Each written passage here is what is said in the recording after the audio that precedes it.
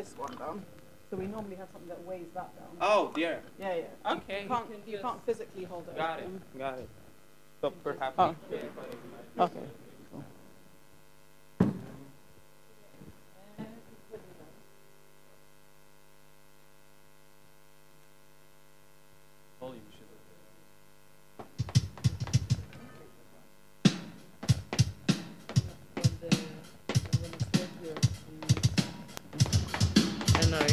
Gotcha. All right.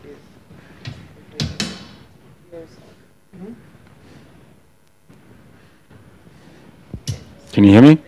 Whoa. I can definitely hear you.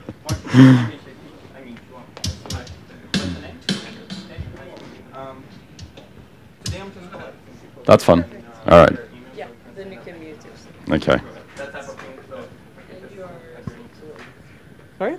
Yours seems yeah. Did we pick up this okay in the mics? Yeah. But if you stand there, I think.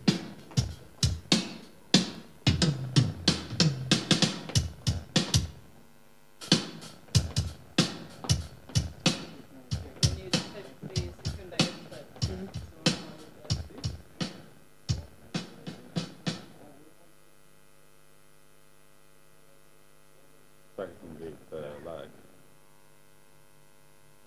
I think that's probably going to be latency. Det är det bästa än man hade. Okay. Det är kanske. Ja, jag vet inte hur nära jag vågar stå. Nej. Det är alltså man hade i alla fall.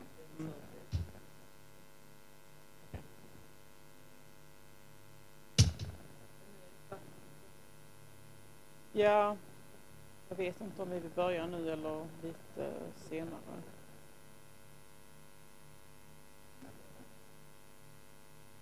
Do you think we want to wait a few more minutes or pick up? Or it's 1:15 now. I mean, sometimes people sort of come in a bit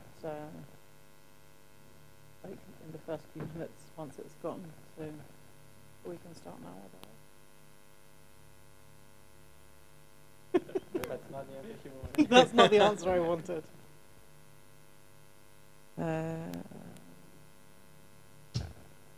Is everything good to go? Yeah. maybe give it another 2 minutes.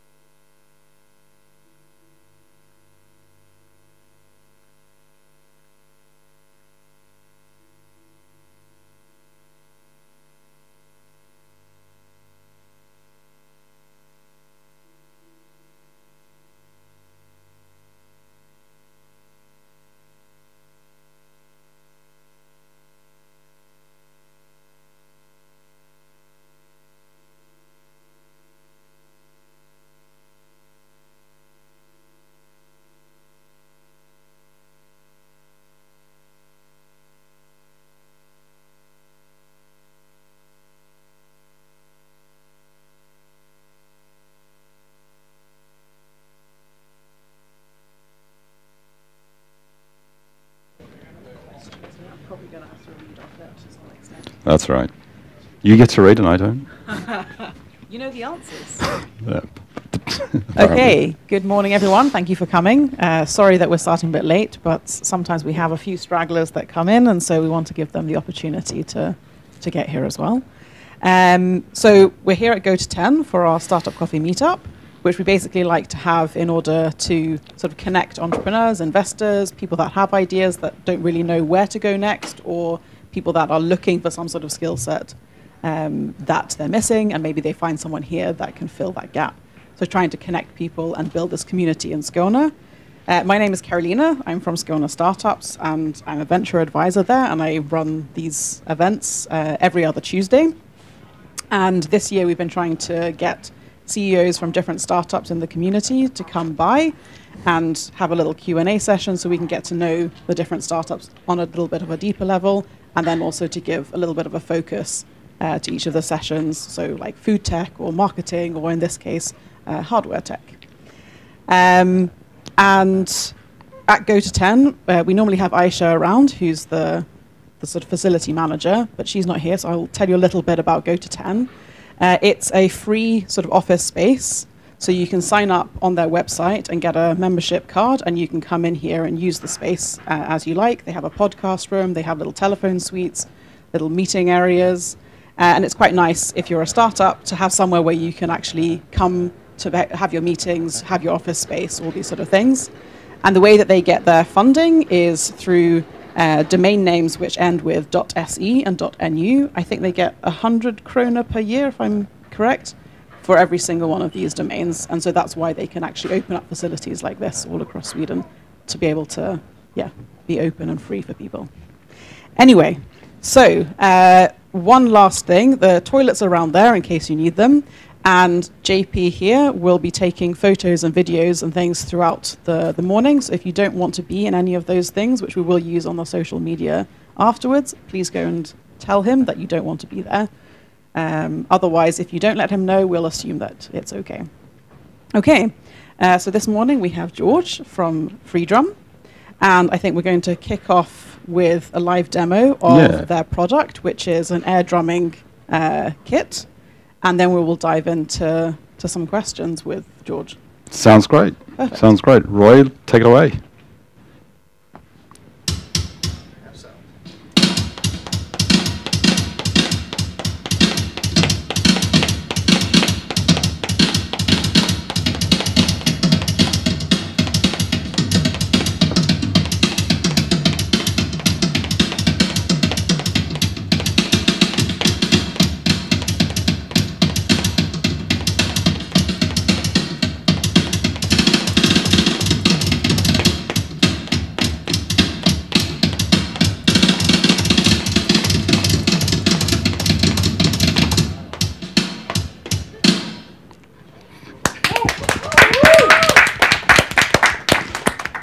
Awesome. Thank you very much, Roy. Thanks, Roy.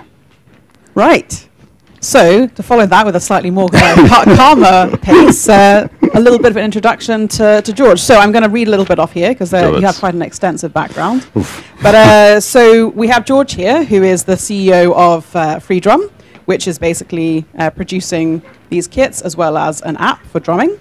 But George has a background in mechanical engineering, working at quite large firms such as Sony, Access Communications, Tetra Pak, to name a few. Yes. And then opened up or co-founded an agency, which basically worked to connect engineers and designers at the starting phase of any sort of innovative projects for hardware tech. Mm-hmm. And then that one grew and changed. So it started as Frankly and became Above Agency through an M&A process. Yes. And then you decided to start Freedrum, which was far more specialized on specifically an air drumming kit. And you said that you had this idea of that you wanted to make drumming cheaper and more accessible globally. But I wonder, why did you go from this broader design in the agency world to the very specified sort of one product here, and why drumming? Gotcha. Look, firstly, thanks for having me. It's really great to be here. I wouldn't say it's one thing. I think it was more just evolution of my career. You know, like as you say, the agency world was great. You get to work with a bunch of people. There's a lot going on. But I think for me, it was just time to move on. I really wanted to build a venture scale company. And the agency world is not that scalable. It's very hard to get to venture scale using the agency business model. And then for me, it doesn't matter whether it was during the agency or before the agency, I always wanted to be engineering or designing things that I had an opinion of, things that I wanted to use or that I cared if other people used. And, you know, when I was given the opportunity to join Freedrum, because actually Freedrum was invented by brains much larger than my own, some of them are sitting here in the audience, you know, it didn't take much convincing. I've played music my entire life. So for me, it was this great fusion of design, user experience, a lot of complex physics and engineering in there, and you know, to be able to try to grow a business to venture scale, really. Okay, cool. So, yeah. And so in terms of, like, for me, and I think a lot of people, they're used to the classic drum kit, where you have everything set up, you see everything, you know sort of which drum you need to hit, where it is to be able to hit it. Here, through Roy's demo, he's just sort of hitting thin air.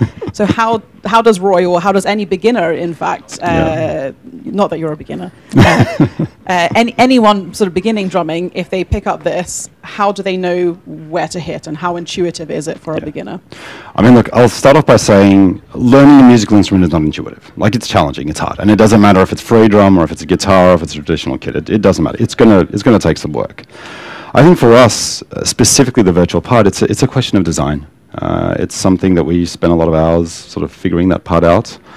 You know, the screen, whether it's a computer or whether it's a mobile phone, is a big part of the experience. And I would almost say, if you compare us to traditional instruments, we're probably more intuitive because we have that extra assistance to be able to tell you what to hit and when to hit. In a lot of ways, it's probably a lot more intuitive than just dragging a beginner drum kit home and sort of trying to figure it out on yourself. So I think we actually have the upper leg there. Okay, cool. Now, so we've seen the Freedrum kit, but it comes with an app so that people can actually use this, or in fact an electronic drum kit if they don't have this. Yes. And then basically learn at home or learn sort of virtually. Yes. And I think you had a little demo of that for the screen as well, or do you want to do that one now? I'm just thinking so that people can... Give some, if you're good to go, fire it up.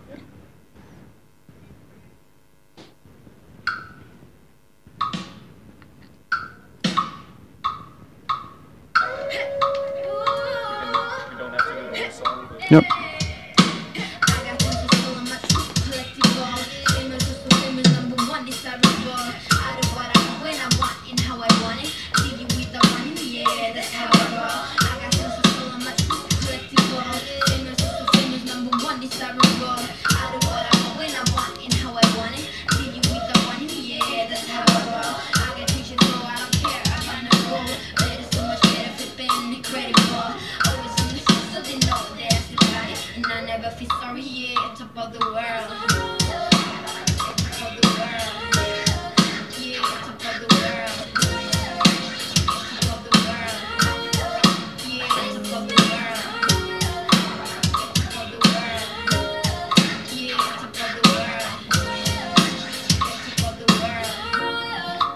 Thank you. Yeah. Cool. So with this app, you're basically giving people the opportunity to be able to learn on their own at home without actually getting a teacher. Exactly. But you also have the sort of online facility where they can get access to virtual lessons from teachers anywhere in the world, I guess. Well, not yet. Peer-to-peer learning is not part of the app yet. However, we're very excited about what we're going to be doing in the future with the community aspect of the app. Peer-to-peer learning is one of those things. What we're also really excited about is giving the opportunity for musicians to collaborate, share their creations, share their ideas. I think, you know, the internet provides a lot of opportunity to distribute that kind of stuff. So for us, yeah, peer-to-peer learning, absolutely. But right now we're pretty focused on being a digital first, a very simplified solution to allow anyone to just get started in music. You sort of see it maybe as being the start of like an online music revolution where people can have a bit more of a remote access maybe to... I think it's more about access. I mean, for us, and where our opportunity really lies, is the fact that, you know, drums are inherently very cumbersome. They're really, really tricky in that regard. Not only is the instrument difficult, but it's so unportable that just trying to get access to lessons is hard. We had a meeting with a US school last week, and I think on average they take $65 an hour for a drum lesson, and that's pretty restrictive, you know. So for us, it's about, okay, what kind of innovative solution can we come up with to allow people to just get into music, low commitment, you know, start, stop as you feel free. And I think we've really, at least we're taking the first right step there.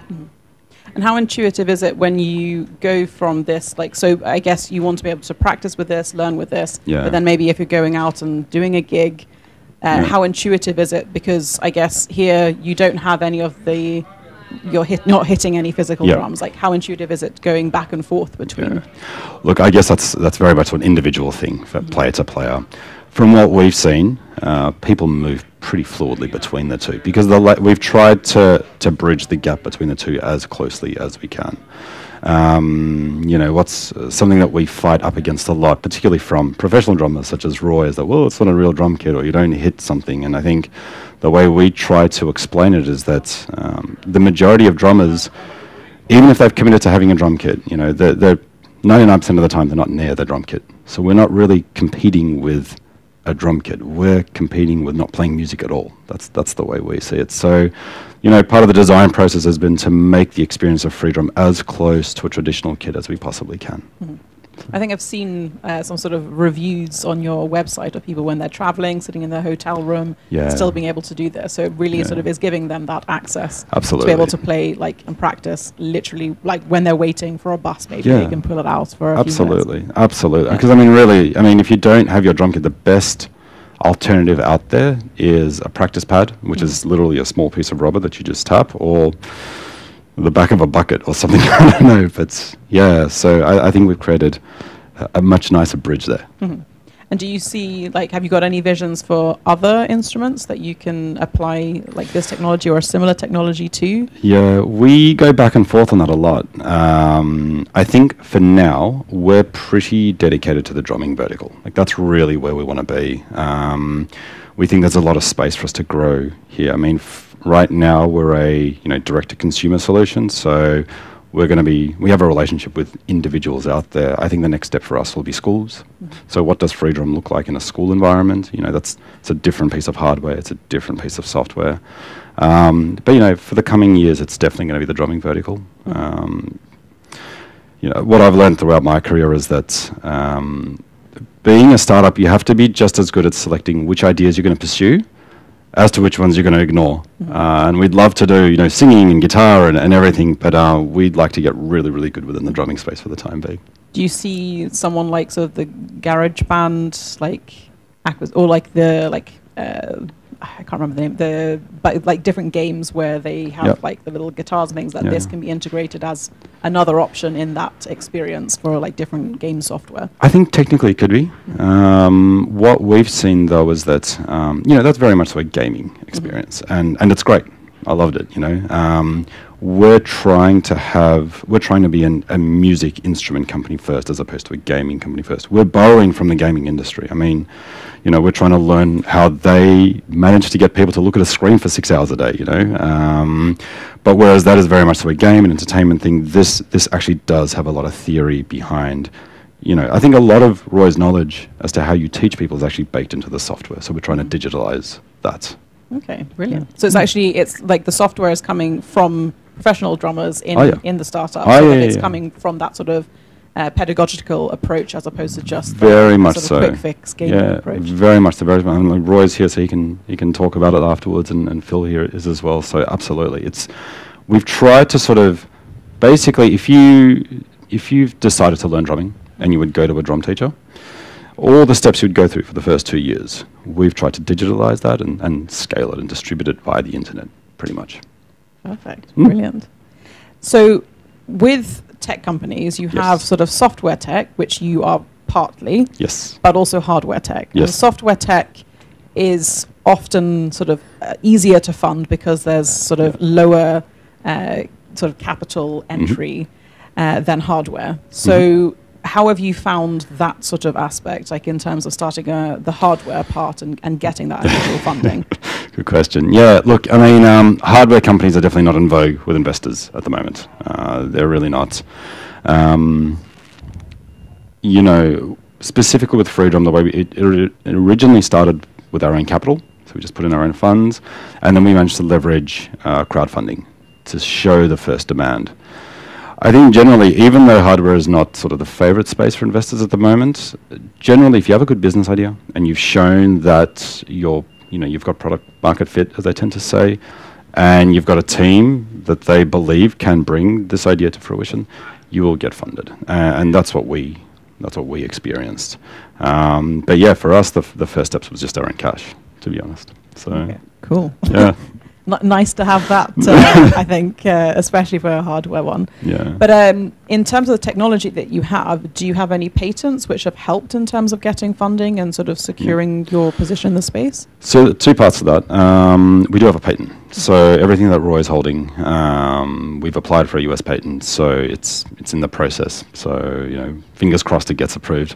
But that was done maybe a year after we raised our funds. So the original version of Freedrum that some of you may have seen didn't have a patent. And I think at the time, the co-founders just decided we can go down a lengthy patent process, or we can just rush this product to market and see if there's actually demand for the idea and for the concept and try to build a brand. And that's what happened. The downside, of course, is that within everything from a couple of weeks to a couple of years, a bunch of competitors popped up that had literally done the same technical solution. I think this one's going to be much harder to copy. But, you know, I think if I circle back, patents are great, but anyone in hardware, I would say focus on product market fit. Mm-hmm. Show that demand, and then funding will be much easier. I think some of the competitors that you have use cameras to sort of try and visualize where the movements are, but you don't have that in your one. So how would you say yours is advantageous or disadvantageous sort of compared with the competitors in that sense? Sure. I think that, you know, the company's called Freedrum, so we can drum anywhere. Mm-hmm. You know, so the big thing with cameras, you can't, for example, use it outside. Mm-hmm. You need very, very specific lighting conditions. You're very stationary because you have to set that up. There's a lot of cables and things like that. I'll say the majority of our competitors use just IMUs. So they're just using an accelerometer, which is what our first product was based off. And it gets you a pretty nice preliminary virtual drumming experience. I think what we've done here is very different. We use ultrasonic. We're actually measuring where the sticks are in 3D space. Mm-hmm. Okay, cool. And sort of sidestepping a little bit, going back into your sort of agency history, your mechanical engineering history, I mean, it's sort of still related in terms of like connecting design and engineering. Yep. But one of your focuses in the agency was bringing designers and engineers together at the start of a process. Yes. And I guess that's something you maybe try to do here in Freedrum as well. Very much so. And how would you say that, sort of what would you say the struggles are by doing that, and what would you say the advantages are by doing that? Look, I've got to say, I was very lucky that even before the agency I worked for, generally most of my employers they saw the strength in that. So that's really, I mean, I've grown up in that ecosystem, and for me, it's very much the norm. I would say the struggle, and it's not specifically to do with engineers or designers, but it's more people that are comfortable with the fluid nature of early innovation. You know, when you're to land on one great idea, you probably need to reject about 800. You know, and that can be really disruptive for people. It feels like we're almost programmed to not want to reject their ideas and to, you know, decide on a path forward and stick to it, kind of deal. So that's been the most difficult thing, to get both designers and engineers to buy into this idea of, we're going to try a whole bunch of things, and most of the work that we'll be doing over the next week, month, 6 months, we're going to throw away, and that's fine. That's part of what we need to do.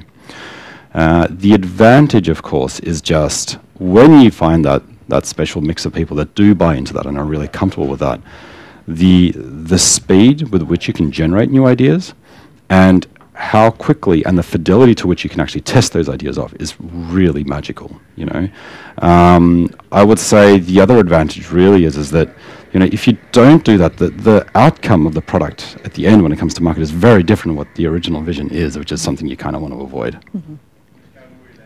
I mean, I was just trying to think that if you're trying to design something, and from a design perspective, you're maybe focusing on more the user experience or like physically what someone's seeing, and then the engineers are trying to actually, I suppose sometimes it feels like you're trying to create something magical because you kind of go, well, that's not possible. So is that something which is like, even if you have people with the right mindset, something that you have, like you encounter, because someone has this idea of this is what I want the user to have, and an engineer goes, but that's not possible. And how do you overcome that kind of difference in that process? You know, to simplify that, I think to simply say that's not possible is fine as long as it's followed up with, but this is. And I think it's always that mindset of, okay, if we can't do it like this, what's the next step? Like, what is a way that we can achieve this? You know, and I think having both engineers and designers that buy into what that final user experience is going to be allows you to work in that way. Look, it's a special type of person that enjoys that kind of thing. So I was just double checking. Sorry, that I'm trying to remember everything off the top of my head. But I had one which was maybe a little bit more with, like, Freedrum is fairly young-ish, and it's sort of happened in the midst of a sort of global pandemic, but also during that it's coincided with a global sort of chip shortage and issues like that.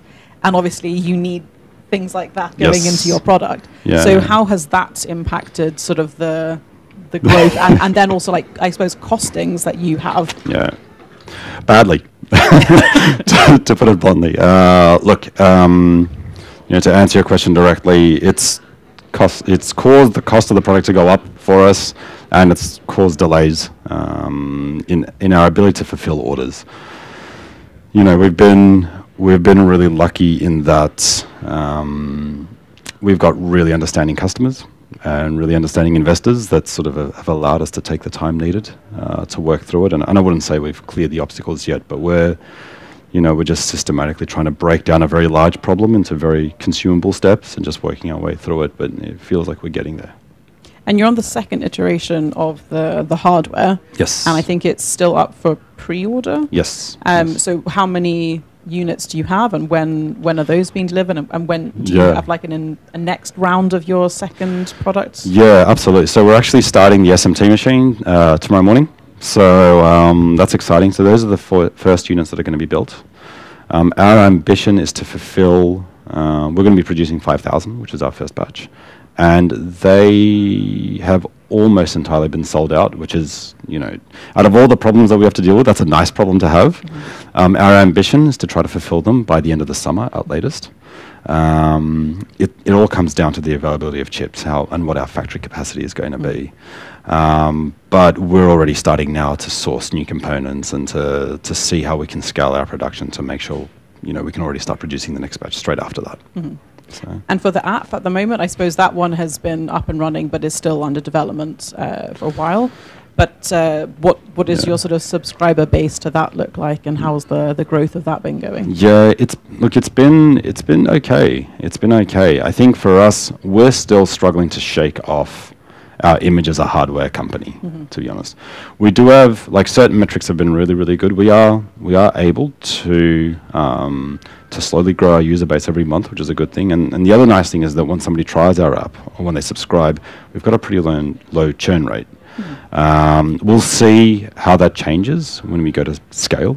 But for now, that's been really great. I think the thing with apps, as opposed to hardware, is that they're never really finished. So yes, we released the app last December, I believe it was, and I think we've done 2 updates since then. So it's going to be a constant evolution as we go forward. Okay, cool. I think that I should probably open up for the audience to ask some questions at this point. So I'd like to thank you for our little back and forth, and thank you to Roy for his demos. And as I understand, if anyone wants to actually test it out, then they can have a go once we're done with this session. Absolutely. So yeah, you don't have to just watch the demo, you can be part of it. But does anyone in the audience have any questions? Yes. Heather, quick question. Do you only offer people to buy it, or can you like rent it, let's say, for like a couple of months and then return it? We have a 14-day return policy. So no, right now we've tried to keep the business model as simple as possible. So yeah. Anybody else? Very quiet this morning. Oh, yes. Thanks for presenting the product today. I have a question about some something that I care about, which is distribution. Yes. In the sense of marketing and sales. Yes. Would you mind sharing some lessons learned? I think it's now the second iteration of the product. Yes. So how did distribution, in the sense of marketing and sales, change from the very early days, like the very first version that you did? I think you already mentioned Kickstarter. I guess that's part of it. And compared to now, like what are the challenges now compared to back then, and what are the learning that you get out of that? Great question. I think I would say the biggest challenge now that we have is that the first product, marketing was definitely part of the business, but we relied much more on just organic sales. You know, like we didn't spend a lot on marketing. We thought about it and we tried to do our things, but it wasn't the same formal push that we do right now. I think there's a lot of advantages with taking in investors. One of the disadvantages is that they want to see 20% month-on-month growth, and that doesn't happen. I mean, that doesn't happen organically beyond a certain point. So for us, it's about figuring out the correct marketing channels for that. So the first thing we sort of did is we spent about a year trying to figure out digital marketing. So primarily advertising on Facebook, which worked really, really well. Now we're sort of trying to hit the next stage of how we're going to be advertising our product. I think for us, we're trying to be as, how can I put this? We're trying to not rely on distributors or physical retail as much as possible. We want to be totally in control of everything that we do. So for us, social media marketing and digital marketing works great, especially because we're a consumer brand. But social media marketing is really challenging. So it's about, sorry? Why?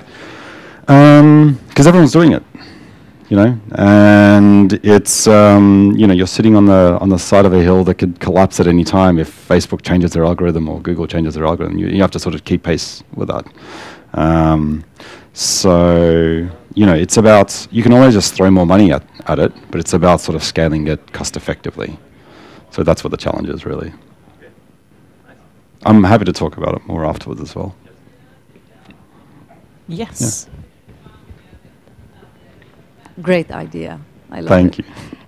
Which market do you exist in, and what's the vision? What's the North Star of Freedrum? Yeah. So we distribute globally. So we're pretty much anyone in the world, except for a few countries that have very strange importing rules, can get Freedrum. It's just distributed online. For us, really, we want to bring as many musicians into the world as possible. So we've given ourselves a hard target of 250,000 drummers around the world. Yeah, that's about it. It's pretty simple. Do we have any more questions? Yes, Jenny. Just curious, do you see any like professional musicians use this? Yes. No. No. About 10% of our customers are professionals, and they use it, you know, sometimes on stage because it's a pretty unique, you know, visual tool. But a lot of them use it in a studio environment because, you know, okay, rock music is one thing, but if you're creating hip hop or other types of more, you know, different types of music, often to create the rhythms you're using a keyboard, and this is a much more expressive way to play. So yeah, but the majority are sort of intermediates and beginners.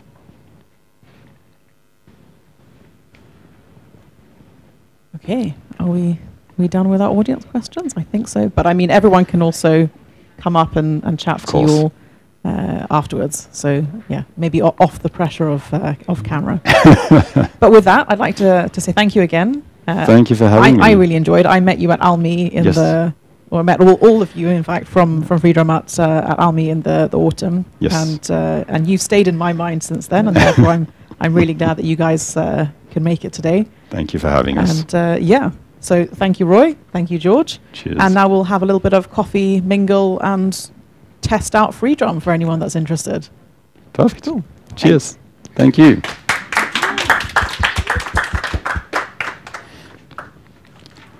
Do you need this little...